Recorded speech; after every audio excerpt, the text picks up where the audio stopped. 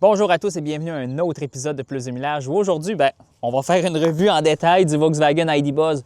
Véhicule iconique, ça faisait longtemps qu'on l'attendait. C'est un peu un remplacement des fourgonnettes mythiques Volkswagen qu'on a vu sur nos routes il y a de cela plusieurs décennies. Aujourd'hui, on est en version 100% électrique, édition de lancement avec une batterie de 91 kWh.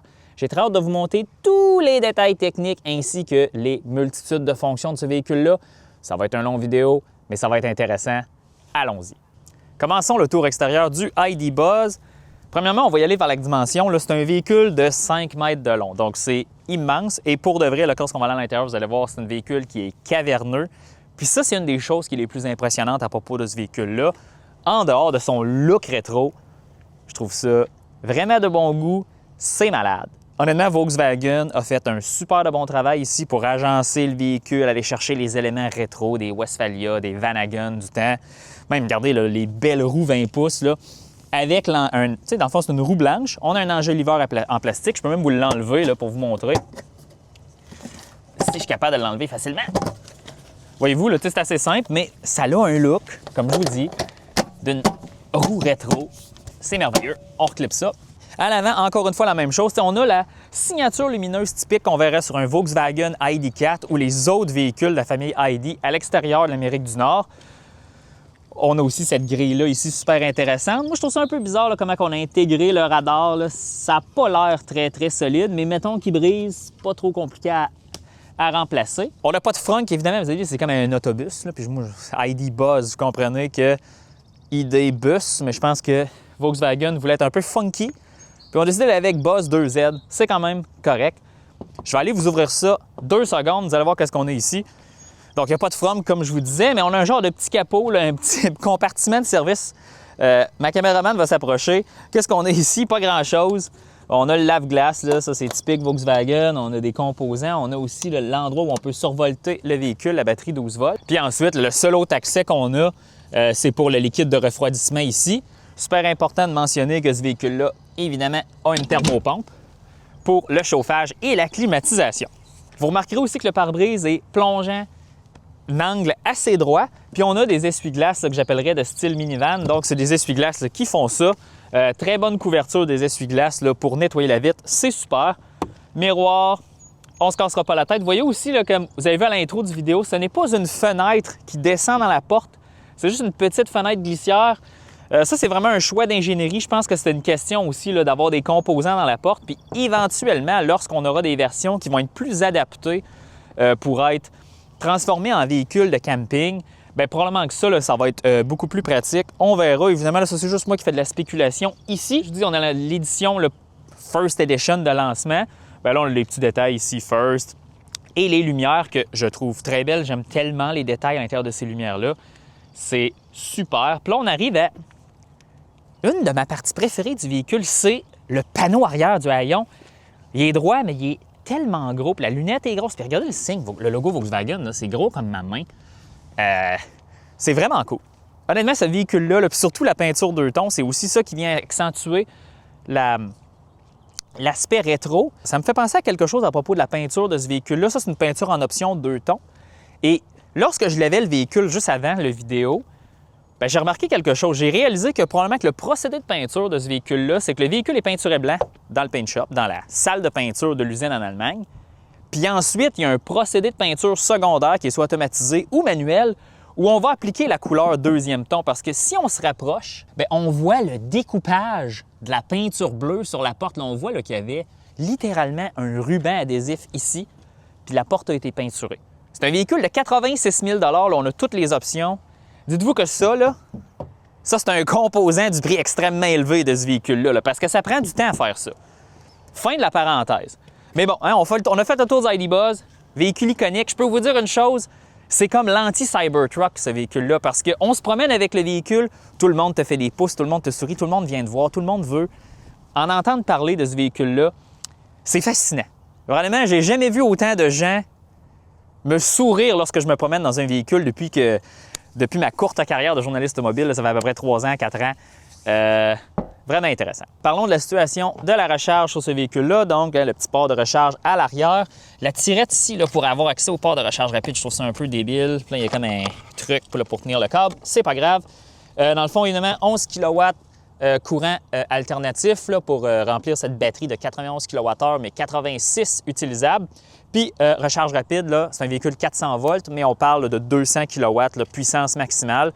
10 80 Volkswagen dit dans la fiche technique. 26 minutes, on va aller justement tester le 26 minutes plus tard. J'ai hâte de voir, je suis pas sûr. Il faut que je trouve le bon équipement de recharge pour ça. Espace cargo du ID Buzz. On va ouvrir l'haillon électrique. Vous allez voir, c'est capoté. Donc, ça rouvre quand même assez vite, c'est bien. Puis là, à la grosseur que le panneau a, c'est correct qu'il soit électrique.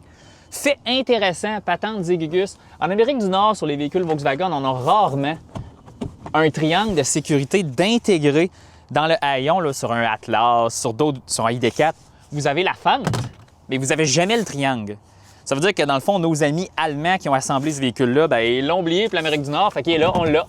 Tant mieux. Ça, c'est une touche là, très intéressante là, dans les véhicules européens. On a un plancher plat, là, soyez pas inquiets, mais on a quand même une tablette ici. Lorsqu'on l'ouvre, ben là, j'ai le balai, puis là, j'ai deux petits bacs Volkswagen avec le câble de recharge, tout ça. Puis là, je sais pas ça si c'est un accessoire qui vient avec toutes les ID Buzz ou c'est juste dans la version première édition. Puis là, c'est là qu'on va parler de la configuration de l'habitacle et des sièges. Donc là, je vais changer de côté. Comme vous voyez, on a la banquette arrière. Là, ce qui est intéressant aussi pour les passagers arrière, on peut l'incliner pour plus de confort. Et évidemment, ce repli. Donc, on la replie. Et là, on a là, le premier élément de plancher plat ici. Là, vous allez me dire, Alexandre, ces sièges-là s'enlèvent-ils? Absolument. Comment qu'on fait? Bien là, c'est là qu'on le fait. Ça va être en accéléré, vous allez voir. Ploink, ploink, ploink. Donc là, on va retirer les sièges arrière, on va faire ça étape par étape. Donc là, ici, vous voyez là, le petit rack, il faut le dévisser.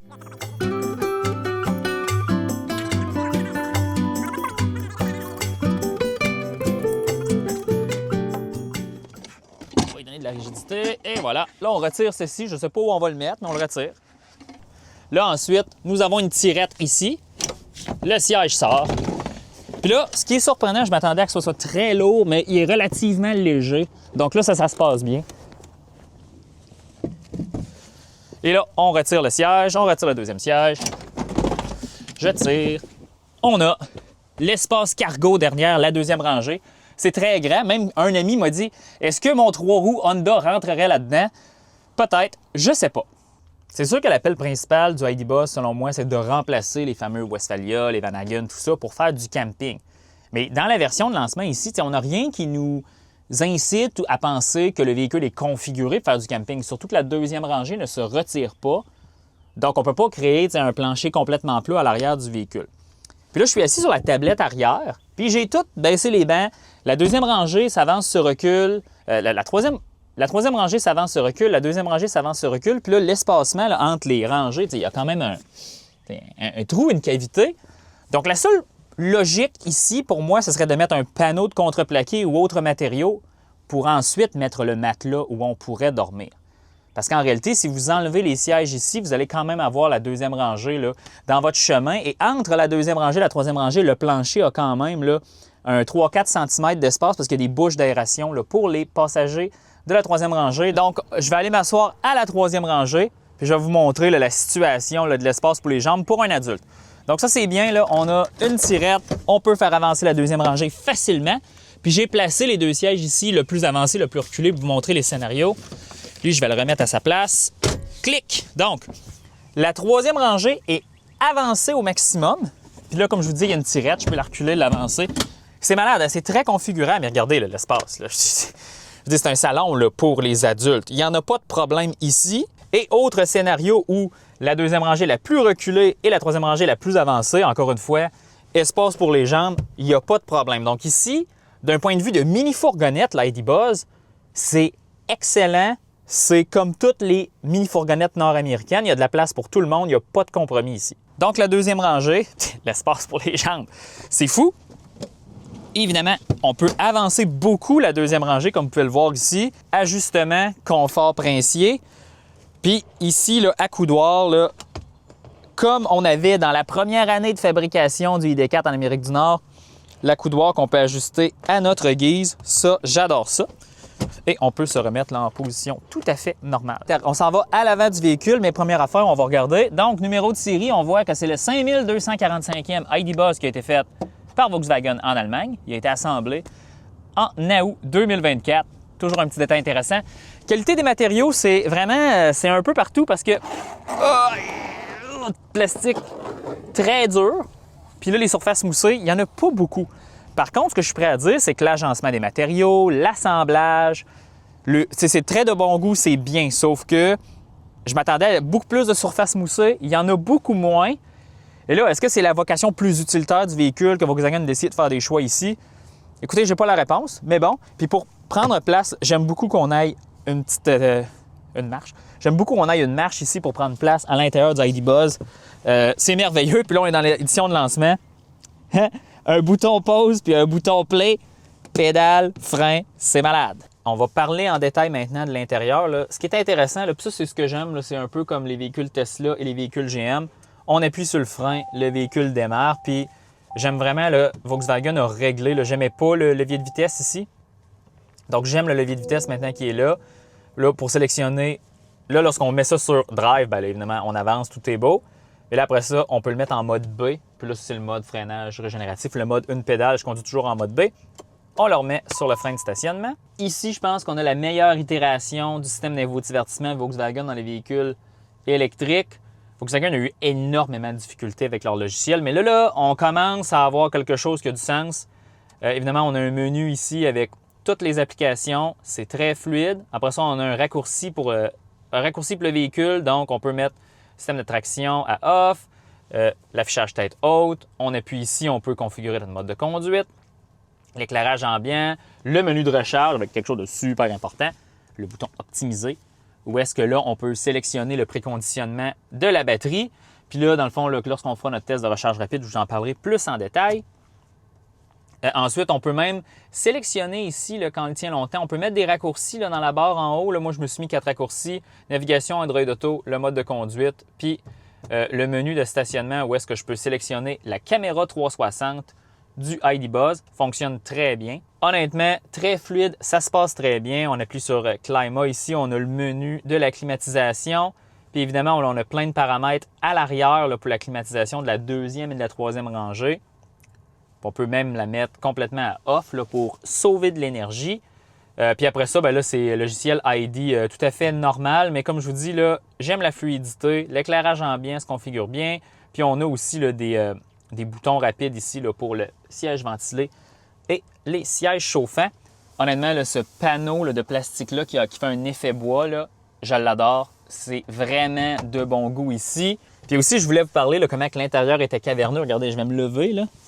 Regardez comment c'est grand, puis se rendre au bout du pare-brise, c'est toute une aventure. Même, regardez ce panneau de verre-là qui nous permet de nous avancer, de regarder où on va. On est vraiment dans un autobus ici, mais l'avant de ce véhicule-là, je suis bien assis. J'ai mon petit accoudoir, comme je vous disais. Je peux ajuster le bas du siège, mais la position de conduite est excellente. Puis je vous dis, j'en ai parlé souvent dans mes multiples revues du Volkswagen ID4. Volkswagen, le siège pour faire de la longue route, c'est exceptionnel. Il y a même une fonction massante. Ici, j'ai rien à dire, c'est super. Puis ça me dérange plus, vraiment, le contrôle haptique au volant, avec toutes les autres options ici. C'est vraiment pas un problème. Il y a plusieurs fonctions exceptionnelles dans ce véhicule-là que je ne vous ai pas encore montré. Puis j'ai demandé à ma caméraman de vous montrer ses préférés. Fait que c'est ça qu'on va faire maintenant. Salut tout le monde, moi c'est Marianne, enchantée de vous rencontrer et de faire un petit saut devant la caméra aujourd'hui pour vous montrer mes fonctions préférées dans le ID Buzz. À commencer par une petite tablette côté passager pour pouvoir déposer nos choses, qui est vraiment le fun. Je vais mettre mon téléphone et il ne ressortira pas un peu d'ici. On peut mettre tout ça là. Ma deuxième fonction préférée ici, c'est un peu au niveau des porte-verres parce qu'ils peuvent quitter. Donc souvent, on n'a pas de bouteille, on n'en a pas besoin. On peut leur dire bye et ça permet aussi de pouvoir se déplacer vers l'avant assez facilement. Mon troisième élément préféré dans la ID Buzz, c'est la console centrale juste ici. Une première chose qui est vraiment le fun, c'est que lorsqu'on enlève une section du porte-verre juste ici, ça devient un grattoir comme dans le Skoda, vraiment malade. Et le deuxième morceau juste ici, on peut l'utiliser pour ouvrir nos bières. Le dernier élément vraiment le fun de la console centrale, en fait, c'est qu'on peut la retirer juste ici et se dire on va se déplacer à l'arrière. Donc, il y a des clips au niveau de la deuxième et de la troisième rangée ici pour qu'on puisse venir déplacer la console là où on la veut. Et ça nous permet aussi de nous faire un petit chemin pour se déplacer de l'avant à l'arrière. La dernière fonction que j'ai gardée, c'est ma préférée et elle se passe au niveau du toit. Donc, en ce moment, vous pouvez voir, on voit très bien, on voit au travers. C'est un toit à peu près normal comme on pourrait s'y attendre, mais touche magique, si je fais ceci, eh bien, tout devient opaque. OK, c'est l'heure du test de recharge rapide. Vous voyez, on est à 20 89 km restants. Puis ça, c'est la semaine. Là, 112 km parcourus à Montréal, un peu d'autoroute, 33,4 kWh, assez élevé.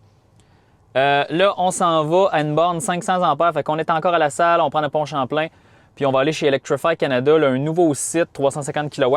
Puis là, préconditionnement, les amis, à cause qu'on a une destination de recharge de configurer, le préconditionnement se fait. Dans 14 minutes, on va être à l'optimisation maximale.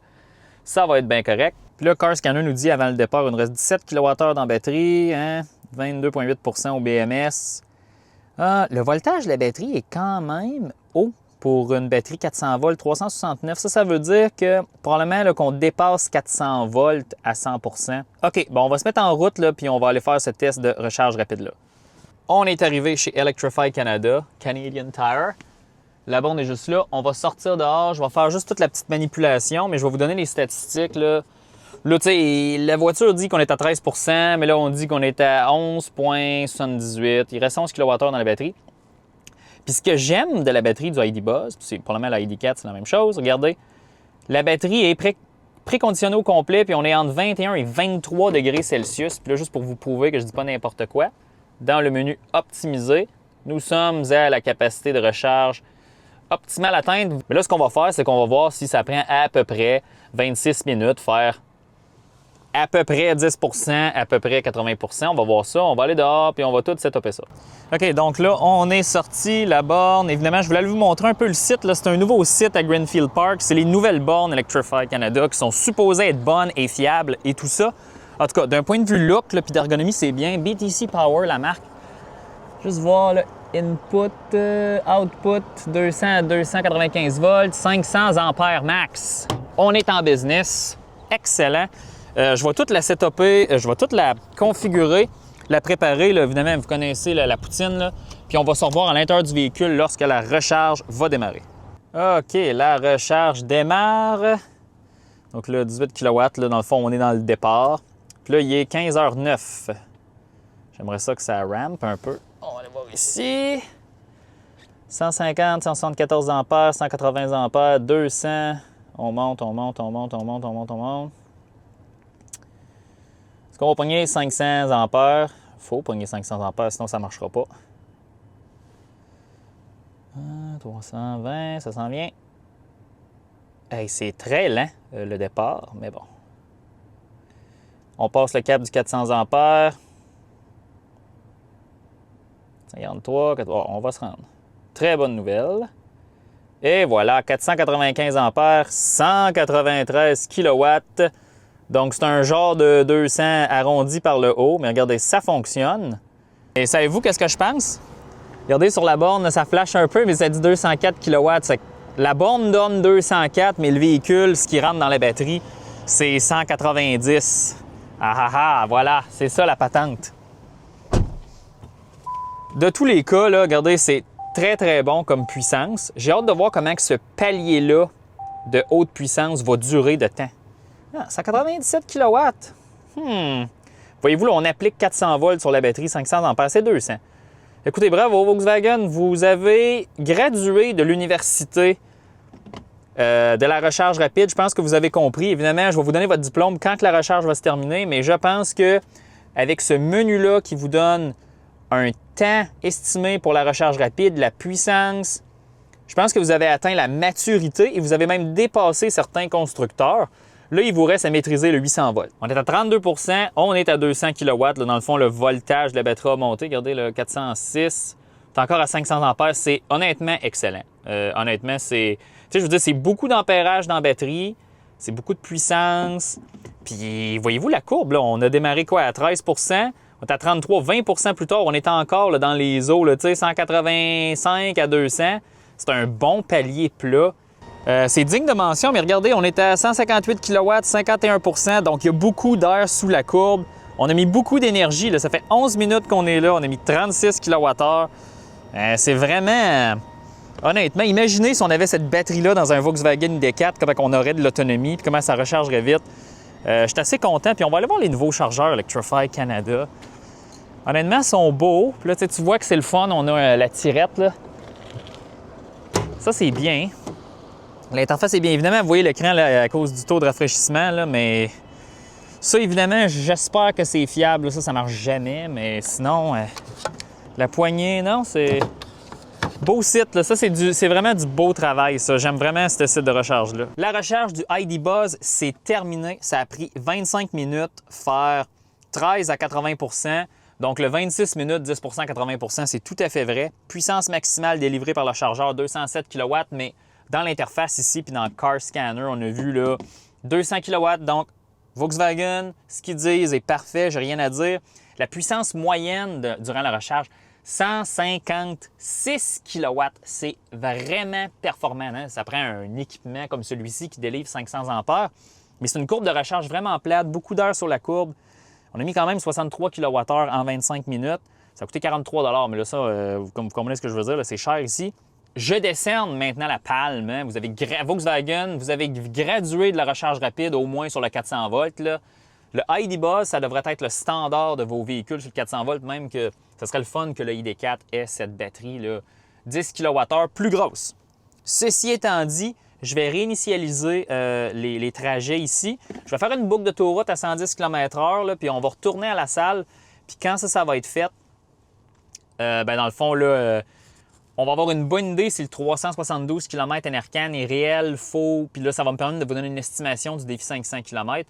Puis en même temps aussi, je vais avoir mes impressions de conduite au travers de tout ça. Donc, on se met en route. Allons-y.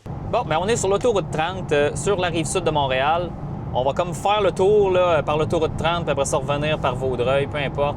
Mais ça va être une bonne petite boucle à 110. Là, depuis que j'ai quitté le Greenfield Park, 26 kWh par 100 km, mais ma vitesse moyenne n'est pas encore là, proche de 110. Donc, on ne prendra pas ce résultat-là tout de suite. Mais ce qui m'impressionne des voitures MEB Volkswagen, là, ça c'est la plateforme là, électrique, que ce soit la ID3, la ID4, la ID5, ID6, oui, la ID6 en Chine. Puis évidemment, le ID Buzz, la ID7, il ne faut pas oublier la ID7, la berline qu'on n'aura jamais en Amérique du Nord. Bien, c'est une plateforme qui est relativement efficace là, d'un point de vue de la consommation. Puis n'oubliez pas hein, le fait que la batterie n'a pas besoin d'être super chaude pour être pleinement préconditionnée. Bien, ça prend moins d'énergie. Puis là, les gens vont dire « Ouais, mais comment que les constructeurs font ça? » Bien, c'est qu'ils mettent beaucoup de cobalt dans la batterie. Fait que là, c'est un choix que le constructeur doit faire dans sa chaîne d'approvisionnement de métaux. Est-ce que je mets moins de cobalt ou j'en mets plus? Mettons qu'on va voir là, du côté de Tesla. Tesla met presque pas de cobalt dans ses batteries. Donc, la température là, pour chauffer leur batterie, là, c'est vraiment, vraiment haut. Mais ça, c'est un choix qu'ils ont fait. Le Ford F-150 Lightning, c'est un excellent exemple. C'est une batterie pleine de cobalt. Puis c'est pour ça que le préconditionnement, c'est pas vraiment un enjeu avec le F-150 Lightning.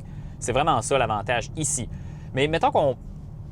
Puis dans le fond, à la fin de ma petite balade, avant la conclusion, je vous dirai là, vraiment mon estimation de défi 500 km puis d'autonomie réelle là, vraiment là, avec ce véhicule-là. Mais mettons qu'on parle de la conduite du ID Buzz. C'est un véhicule qu'on est assis très haut. C'est un véhicule qui est immense. On s'entend, là, regardez, là, la caméra est tellement loin. Habituellement, je suis capable de toucher la caméra lorsque je vous parle. Et puis, c'est pas un véhicule avec des prétentions sportives. Là, les pneus ont quand même beaucoup de flancs. Mais ça se conduit bien, ça porte bien, c'est très silencieux. Là, on a des panneaux de verre doubles. Puis, le freinage génératif est pas très puissant. Ça, c'est toujours les véhicules MEB Volkswagen, c'est toujours ma critique. Puis le freinage global du véhicule, je le trouve timide. Je disais la même affaire du ID4. Ah, il y a un Cybertruck juste là. Hello! Mais, je sais pas, on dirait que ça manque de mordant chez Volkswagen, le freinage sur leur véhicule électrique. Oui, on a des tambours à l'arrière, mais c'est pas parce que c'est des tambours qu'on manque de mordant. Je pensais vraiment, ils essaient de récupérer le plus d'énergie en freinage régénératif, puis je sais pas, ça manque de mordant. Puis la conduite du ID Buzz est saine, mais attendez-vous pas à aller faire de l'autocross avec ça. Hein? C'est un véhicule qui est beaucoup plus familial, beaucoup plus une conduite relaxante qu'autre chose. Là, en fait, là, je suis pogné dans un embouteillage en plus. C'est vraiment relaxant à conduire. Les aides à la conduite sont très performantes, mais tu sais, je n'irai pas trop dans le détail. C'est comme le Volkswagen ID4. C'est précis, ça fonctionne bien. Il est tannant un peu. Là. Il est toujours en train de dire « Reprends le contrôle, mets tes mains sur le volant », mais tu as les mains sur le volant, mais j'ai l'impression que c'est capacitif. Là, moi, je mets ma main plus bas sur le volant, puis la section où est-ce que ça détecte tes mains est probablement plus haute. Écoutez, mais c'est un véhicule qui est vachement impressionnant. Je pense que c'est probablement le véhicule électrique Volkswagen le plus étoffé que j'ai pu conduire. J'en ai pas conduit beaucoup, j'en ai conduit 2. Mais lorsqu'on regarde ce qui se fait ailleurs dans le monde, la ID3, ça a été difficile. Là, la ID7 semble avoir du bon feedback là, de la part des journalistes en Europe. Et là, nous, on ne touchera jamais à ça. Mais sous le ID Buzz, on a ce que le ID7 est. La plus grosse batterie, la recharge rapide plus soutenue. Puis, tu sais, je vois que c'est approprié. Sauf que je pense que ce véhicule-là va avoir besoin de 100 kWh, 100, 110 pour amener l'autonomie à 500. Parce qu'en réalité, les gens qui vont acheter ça, ils vont payer le prix. Ils vont vouloir avoir de quoi qu'ils peuvent faire beaucoup de distance, recharge rapide, tu sais, des gros voyages. À la fin, ce véhicule-là va être fait pour voyager. On ne se promènera pas en ville à Montréal avec ça. Donc là, Volkswagen, il va falloir qu'il travaille là. Est-ce qu'il voulait... Tu sais, parce que quand le concept du ID Buzz est sorti, il parlait d'une batterie de 110 kWh. Ça ne s'est jamais concrétisé. On a une batterie de 91, mais 86 utilisable. Écoutez, là, il ne manquerait pas grand module à rajouter, mais c'est une question d'espace dans le véhicule, je ne le sais pas. Fait intéressant à noter, la batterie pèse 558 kg, donc c'est la moitié d'une Mazda Miata. C'est vraiment lourd. Et la masse nette du véhicule, c'est 2840 kg. Celui-ci, c'est très, très, très lourd. Là, on approche là, le 3 tonnes. Puis ça se met... On le voit dans la conduite du véhicule. Là, c'est lourd. C'est lourdeau. Là. Oui, ça se conduit bien, mais hein, on tourne vite sur l'autoroute là, dans une courbe, c'est moyen. Mais c'est pas ça la vocation du véhicule. Somme toute, c'est un des meilleurs véhicules Volkswagen que j'ai conduit. Puis on retrouve l'esprit un peu funky, vouloir oser que Volkswagen avait là, peut-être 10 ans, 20 ans. On le retrouve. Donc, ce n'était pas la fin chez Volkswagen. Hein? Oui, les véhicules sont plus aseptisés aujourd'hui, mais tout le monde fait des véhicules aseptisés.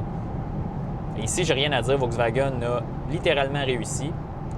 Je crois qu'il va être important d'amener des versions moins chères au Canada. Est-ce que ça va se solder par une batterie plus petite? Est-ce que ça va se solder par moins d'options? On s'entend, le toit ici, ça doit être un composant très cher. La peinture 2 tons, c'est un composant. C'est cher. Il faudrait peut-être enlever les portes électriques. T'sais, il y a quelque chose à faire ici. J'espère que Volkswagen va le considérer. Puis emmener peut-être même la version en empattement court qu'on a en Europe. Nous, on a la version en empattement long. Écoutez, c'est des suggestions que je donne à Volkswagen, mais ici, j'ai rien à dire. C'est vraiment un véhicule étoffé. J'ai pas eu de bug durant toute la semaine. Je suis très content. Bon, on a fait notre petite balade, là. J'ai roulé 110 sur l'autoroute 30. J'étais allé en direction est, j'étais allé en direction ouest. J'ai essayé de tout calibrer ça. Puis là, ma consommation, là, après 100 km, j'ai fait 28,2 kWh par 100 km. Puis là, c'est assez intéressant parce que la consommation sur l'autoroute NRCan, c'est 28,4 kWh par 100 km. Donc là, le véhicule fait ce que le test du gouvernement a résulté. Puis, dans le fond, l'autonomie de 372 km est probablement assez véridique. Évidemment, l'autonomie de 372 km, c'est comme l'autonomie combinée. Là, c'est comme un mix d'autoroute et de ville. Donc, supposons qu'on serait sur l'autoroute. On utilise là, à peu près 80... On va utiliser à peu près 70 kWh de la batterie. Disons qu'on utilise là, 76 kWh de la batterie, là, soit 90 %. Et on divise ça par 28,2, ça fait 269 km. Ça fait quand même assez du sens. C'est ce qui veut dire que probablement là, que le 372 se fait. Je vous dirais que si on avait fait un défi 500 km, on aurait fait probablement 2 recharges. Mais avec la puissance de recharge ici, on aurait probablement fait un très bon temps. Ça aurait ressemblé, là, peut-être pas au Honda Prologue, mais ça aurait ressemblé au Blazer probablement. Mais là, on aurait pu faire ça là, plus l'été. Évidemment, j'ai pas de point de mesure là, pour l'autonomie hivernale, mais à enlever à peu près 30 %. Encore une fois, là, comme je vous dis, je suis content parce que la consommation affichée est réelle.